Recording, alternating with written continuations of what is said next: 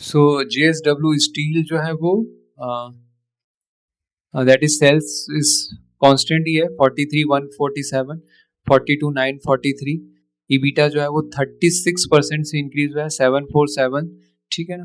Net profit जो है वो 158% से इंक्रीज होकर 2209 हुआ है। And EPS has been increase 8.93 से जो है वो 158% बढ़ के आया है 3.46 से जो है।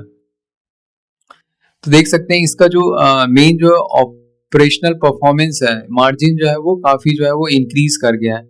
जून में जो है वो 30% था, 13%, अब 17% जो है ऑपरेटिंग मार्जिन हो गया है, ठीक है ना। Sales has been increased 43 from the 42,943 से जो है वो, ठीक है ना। एंड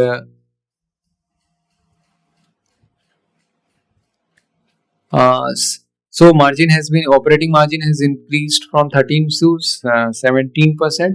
एंड आपका जो है नेट प्रॉफिट जो है वो बढ़ के आया है 2209 जो है 2209 जो है वो बढ़ के आया हुआ है, ठीक है। सो इंडिया का जो कैपेसिटी यूटिलाइजेशन है, नेट डेब्ट टू इक्विटी 8.95, नेट डेब्ट to EBITDA is 3.2, capacity utilisation 87% in impacted by planned maintenance shutdown, consolidated crude steel production of 7.62 million in Q1, है ना। consolidated steel sale of 6.69 million ton in Q1, domestic sale up to 12% YoY. BPCL JSW Steel has filed a review petition on the 25 to Supreme Court, retained the, है ना, fast good index series, ठीक है। सो JSW का जो है flat revenue growth suggest that the volume और price realisation remain stagnant, क्योंकि constant ही है, प्राइस भी है और वॉल्यूम भी है। EBITDA indicate significant improve in operating performance, likely due to cost control improve और better product mix. Margin up 17.6%, strong operational leverage and efficiency gain जो है वो, ठीक है।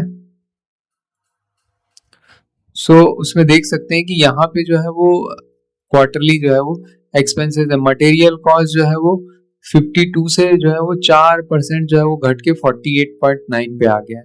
सो ये जो है वो 4-5% भी अगर मटेरियल कॉस्ट डाउन हो जाता है तो उसके ईबिटा में जो है वो काफी एनहांसमेंट हो जाता है, ठीक है ना। ठीक है, तो नेट प्रॉफिट बढ़ के जो है वो 2209। महिंद्रा EPC जो है वो एक महिंद्रा ग्रुप की जो है वो है ना, जो है वो इरिगेशन बेस्ड कंपनी है, विच सेल्स इंक्रीज फ्रॉम 45.3 करोड़ से 62 करोड़ हुआ है। ईबिटा जो है वो 2.16% बढ़ के 2.74, नेट प्रॉफिट जो है वो 0.98 करोड़ जो है वो बढ़ के आया हुआ है 0.63 से, which is 137% higher. EPS growth जो है वो 0.35 आया हुआ है, दैट इज़ 0.94 से जो है वो 137 बढ़ के जो है वो आया हुआ है, ठीक है ना। सो